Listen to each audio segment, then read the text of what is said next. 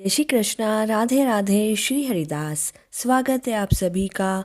आज हम माघ मास मातम्य के अंतर्गत 29वें अध्याय का श्रवण करेंगे। आज सोम प्रदोष व्रत भी है। सोम प्रदोष व्रत कथा का लिंक डिस्क्रिप्शन बॉक्स में दिया गया है। इस अध्याय में वशिष्ठ मुनि राजा दिलीप को पुष्कर नामक ब्राह्मण की कथा कहते हैं। त्रेता युग में जब भगवान श्री राम राज्य करते थे, तब एक समय किसी ब्राह्मण का पुत्र मरकर यमलोक में गया और पुनः जीवित हो गया। क्या यह बात तुमने नहीं सुनी? देवकी नंदन श्री कृष्ण ने अपने गुरु संदीपनी के पुत्र, जिसे बहुत दिन पहले ही मगरमच्छ ने अपना निवाला बना लिया था, उसे वापस यमलोक से लाकर गुरु को अर्पण किया। इस तरह और भी कई मनुष्य यमलोक से लौट आए हैं। इस विषय में संदेह नहीं करना चाहिए। आगे वशिष्ठ मुनि कहते हैं, अच्छा अब यह बताओ कि तुम्हारी क्या श्रवण करने की इच्छा है। तब राजा दिलीप ने कहा, गुरुवर, पुष्कर नामक श्रेष्ठ ब्राह्मण कहाँ के रहने वाले थे? वे कैसे यमलोक में आए और उन्होंने किस प्रकार यमलोक से पापियों का उद्धार किया? तब वशिष्ठ जी ने कहा, हे राजन, मैं अब महात्मा पुष्कर के चरित्र का वर्णन करता हूँ। यह सभी पापों का नाश करने वाला है। इसे सावधानी पूर्वक सुनो। बुद्धिमान पुष्कर नंदी गांव के निवासी थे। वे सदैव अपने धर्म और अनुष्ठान में लगे रहते। वह सभी प्राणियों का हित चाहने वाले थे। सदा माघ स्नान और स्वाध्याय में तत्पर रहते तथा समय पर भक्तिपूर्वक भगवान विष्णु की आराधना करते थे। महायोगी पुष्कर अपने परिवार के साथ रहता था और रोजाना अग्निहोत्र करता था। राजन, वे सदैव हरि विष्णु, हरे कृष्ण, दामोदर, गोविंद, अनंत परमेश्वर इत्यादि रूपों से केवल भगवत नाम कीर्तन करते रहते थे। देवता की आराधना छोड़कर और किसी कार्य में ब्राह्मण देव का चित्त नहीं लगता था। एक दिन सूर्यनंदन यमराज ने अपने भयंकर दूतों को आज्ञा दी, जाओ नंदी गांव निवासी पुष्कर नामक ब्राह्मण को पकड़ कर लेकर आओ। यह आदेश सुनकर यमराज के बताए हुए पुष्कर को ना पहचान कर वे यमदूत इन महात्मा पुष्कर को पकड़कर यमलोक ले आए। ब्राह्मण पुष्कर को आता हुआ देखकर यमराज मन ही मन भयभीत हो गए। वह अपना आसन छोड़कर खड़े हो गए। फिर मुनि को आसन पर बिठाकर उन्होंने दूतों को फटकारा कि तुम लोगों ने यह क्या किया? मैंने तो दूसरे पुष्कर को लाने के लिए कहा था।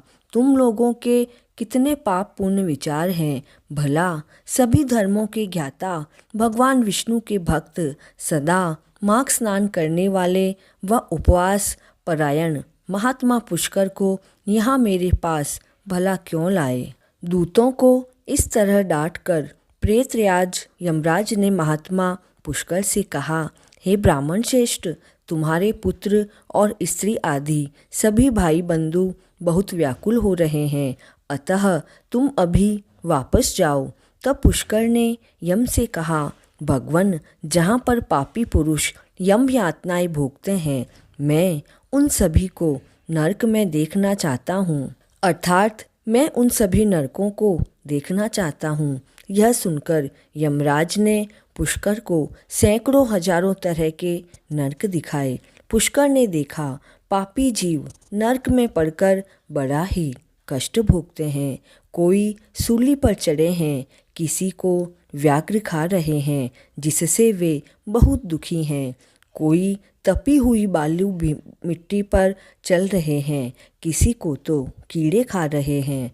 कोई जलते हुए घड़े में डाले गए हैं, कोई कांटों के वन में दौड़ रहे हैं जिससे उनके सारे अंग छिन्न भिन्न हो रहे हैं। कोई गंदे कीचड़ में कष्ट पा रहा है, कोई सर्दी से पीड़ित है। पुष्कर यह सब देखकर बहुत दुखी हुआ और उनसे बोले, क्या आपने पूर्व जन्म में पुण्य कर्म नहीं किया जिससे तुम सभी यह कष्ट भोग रहे हो? तब नरक के जीवों ने कहा, हे विप्रश्रेष्ठ, हमने पृथ्वी पर कोई पुण्य कर्म नहीं किया, इसी से यह यम यातना भोग रहे हैं।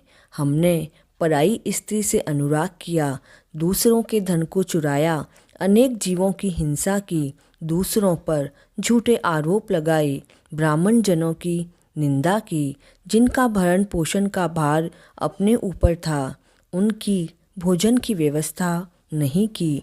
इन्हीं सभी पापों के कारण हम नरक की अग्नि में जल रहे हैं।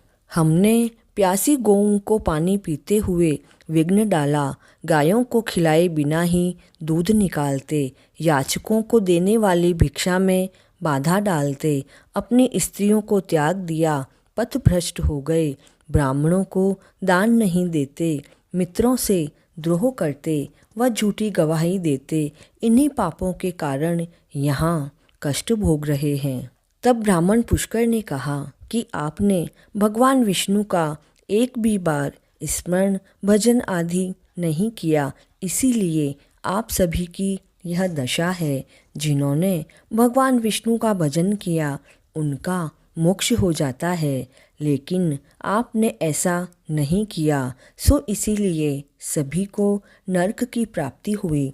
अब यहाँ विलाप करने से भला क्या होगा?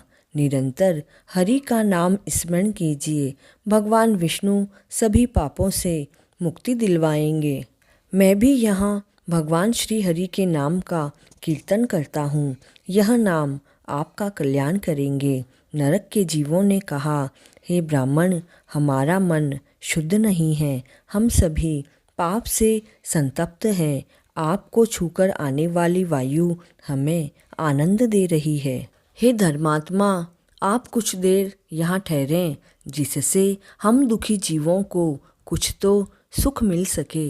हे ब्राह्मण देव, आपके दर्शन से भी हमें असीम सुख की प्राप्ति हुई है। यमराज ने कहा, धर्म के ज्ञाता पुष्कर, तुमने नरक देख लिया, अब जाओ, तुम्हारी पत्नी दुख व शोक में डूबी हुई रो रही है। तब पुष्कर ने कहा, भगवन, जब तक इन दुखी जीवों की आवाज़ कानों में पड़ती है तब तक मैं कैसे जाऊं? इनकी करुण पुकार को सुनकर मैं बड़ा व्याकुल हूँ। मैं सर्वव्यापी श्री हरि की नित्य आराधना करता हूँ। सत्य के प्रभाव से नरक के जीव तत्काल मुक्त हो जाएंगे। भगवान विष्णु सभी में स्थित है और सब कुछ भगवान विष्णु में स्थित है। इस सत्य से नरक के जीवों का तुरंत क्लेश से छुटकारा हो जाए।